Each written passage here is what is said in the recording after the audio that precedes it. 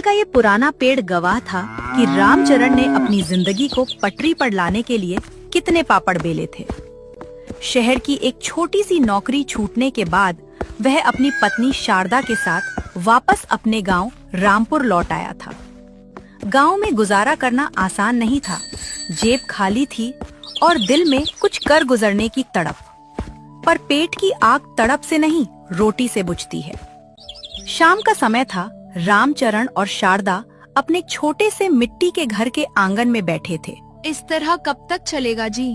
शहर से आए 3 महीने हो गए, जमा पूंजी खत्म होने को है। आज राशन वाले ने भी कह दिया कि अगली बार बिना पैसों के सामान नहीं मिलेगा। मुझे अपनी फटी साड़ी की चिंता नहीं है, पर कल घर में चूल्हा कैसे जलेगा ये सोचकर दम घुटता है। मैं कोशिश तो कर रहा हूँ शारदा। जमींदार के यहाँ मजदूरी मांगी तो उसने मना कर दिया। शहर की नौकरी क्या छूटी, ऐसा लगता है जैसे हाथों की लकीरें ही घिस गई हैं। जब मैं शहर की उस तंग गली के चीनी रेस्तरां में रात रात भर जागकर सब्जियां काटता था, तब लगता था कि ये हुनर कभी काम नहीं आएगा। पर तुम हिम्मत मत हारो, मैं कुछ न कुछ जरूर करूंगा। हिम्मत तो कब की जवाब दे चुकी है। गांव के लोग ताने मारते हैं कि बड़ा आया था शहर कमाकर लौटने वाला। देखो अब यहाँ दाने दाने को मोहताज है। अपनी ही जमीन पर हम पराये हो गए हैं। कोई बात नहीं शारदा, भगवान सब अच्छा ही करेगा। अब तुम सो जाओ। रामचरण को पत्नी की बातें तीर की तरह चुभी, पर वो जानता था कि शारदा गलत नहीं थी। वो पूरी रात सो नहीं पाया। अचानक आधी रात को उसे शहर के उस चीनी रेस्तरां की याद आई जहां उसने कुछ महीने बर्तन धोने और सब्जियां काटने का काम किया था। वहां के उस्ताद शेफ ने उसे चाउमीन और मंचूरियन बनाना सिखाया था। गांव में आज तक किसी ने मंचूरियन का नाम भी नहीं सुना था। यहाँ लोग सिर्फ समोसे और कचौरी जानते थे। रामचरण की आंखों में एक चमक आ गई। शारदा, ओ शारदा उठो, मुझे रास्ता मिल गया। हम भूखे नहीं मरेंगे। क्या हुआ? सुबह सुबह क्या कोई लॉटरी खुल गई आपकी, या फिर कोई पुराना कर्ज वसूल हो गया? लॉटरी से कम नहीं है। मैं गांव के चौराहे पर मंचूरियन का ठेला लगाऊंगा। शहर का वह स्वाद जो मैंने सीखा था, पत्ता गोभी, मैदा, प्याज और कुछ खास सॉस। बस थोड़े से पैसों में काम शुरू हो जाएगा। मंचूरियन? ये क्या बला है? गांव के लोग तो दाल चावल और समोसे के अलावा कुछ नहीं जानते। यहाँ तुम्हारा ये विदेशी खाना कौन खाएगा? लोग हंसेंगे हम पर कि देखो शहर से आकर घास फूस बेच रहा है। मुझ पर भरोसा रखो। स्वाद एक ऐसी चीज है जो हर सरहद पार कर जाती है। जब शहर के बड़े बड़े बाबू इसे चाव से खा सकते हैं, तो हमारे गांव के लोग क्यों नहीं? बस तुम मेरा साथ दो। अपनी बची हुई आखिरी चांदी की चूड़ी मुझे दे दो, ताकि मैं शहर से सामान और एक पुराना ठेला ला सकूं। मैं वादा करता हूँ, इसे बेकार नहीं जाने दूंगा। शारदा ने भारी मन से अपनी आखिरी चूड़ी रामचरण को दे दी। रामचरण शहर गया और ठेला, गैस सिलेंडर, कड़ाही और चीनी मसाले ले आया। अगले ही दिन गांव के मुख्य चौराहे पर एक पुरानी नीम के पेड़ के नीचे रामचरण के असली चीनी मंचूरियन का बोर्ड लग गया। शुरुआत के 2 दिन तो लोग सिर्फ कौतुक से ठेले को देखते रहे, कोई पास नहीं आया। मंगत राम, जो गांव का पुराना हलवाई था और जिसकी दुकान ठीक चौराहे के दूसरी तरफ थी, वह रामचरण को देखकर जोर जोर से हंसता था और अपने ग्राहकों के कान भरता था।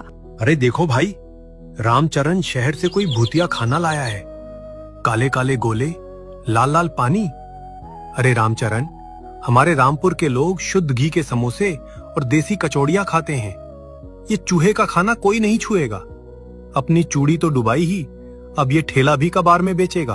मंगत भाई, हर नई चीज पहले पराई लगती है। एक बार चक्कर तो देखिए, उंगलियां चाटते रह जाएंगे। हमारी कढ़ाई भले ही छोटी है, पर नीयत साफ है। और वही हुआ। तीसरे दिन गांव के सुक्खा चाचा के पोते ने अपनी जिद पर 5 रुपए की आधी प्लेट मंचूरियन चखी।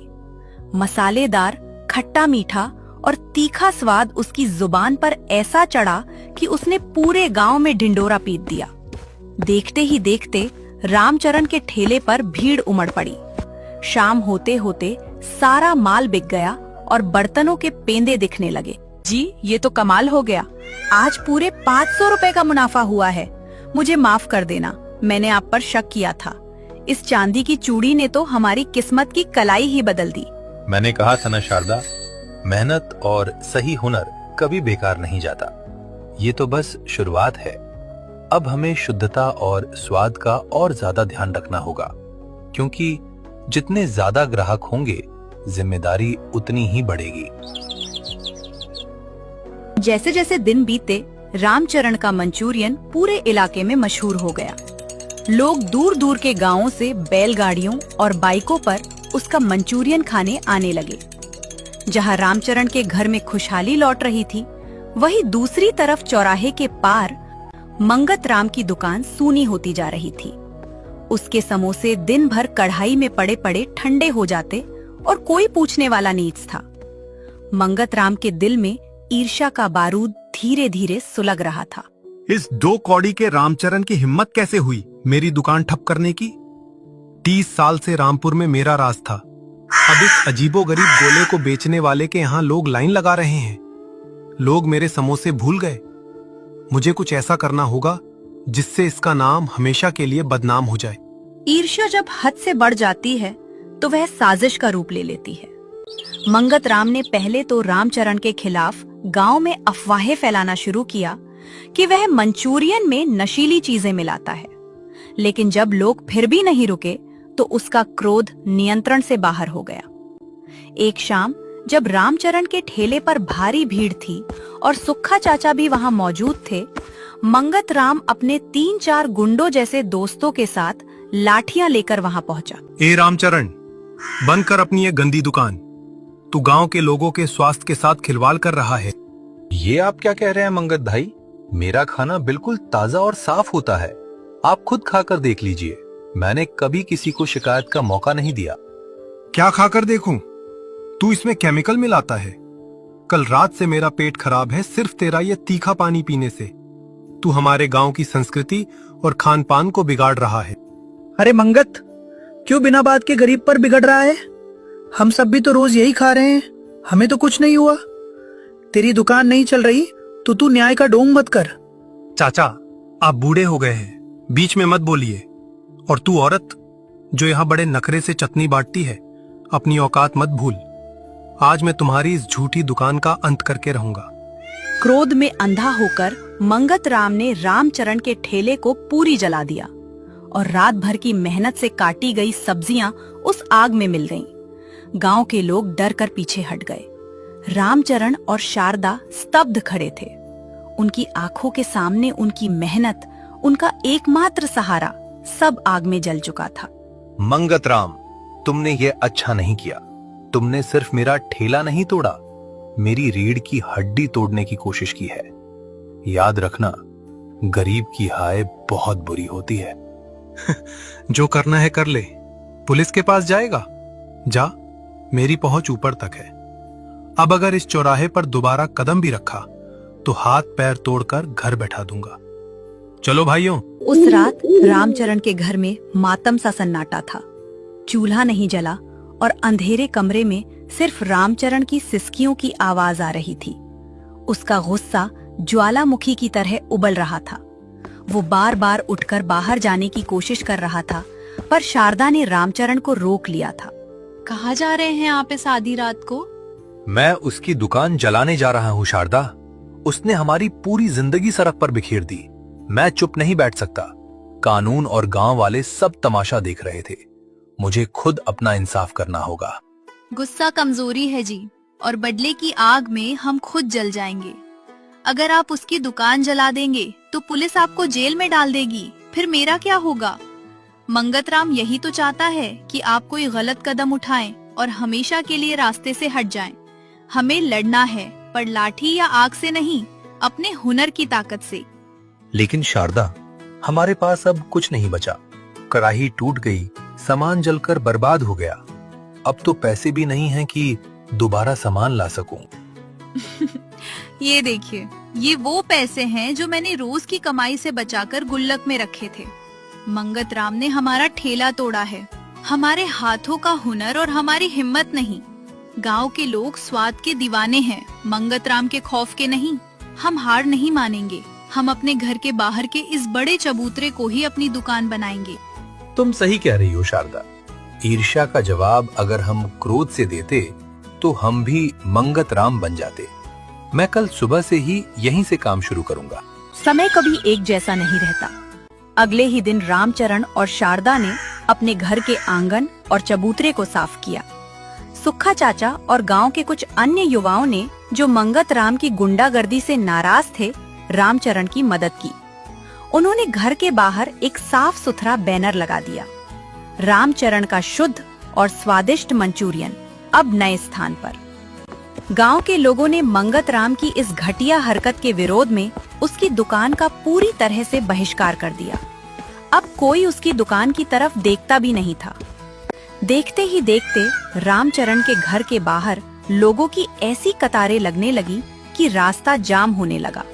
रामचरण का नाम और काम अब आसपास के कस्बों तक पहुंच गया था। वहीं दूसरी तरफ मंगतराम का अहंकार उसके पतन का कारण बन गया। कर्जदार उसके घर के चक्कर काटने लगे और उसकी दुकान पर मक्खियां भिनभिनाने लगी। 1 महीने बाद एक दोपहर रामपुर में मूसलाधार बारिश हो रही थी।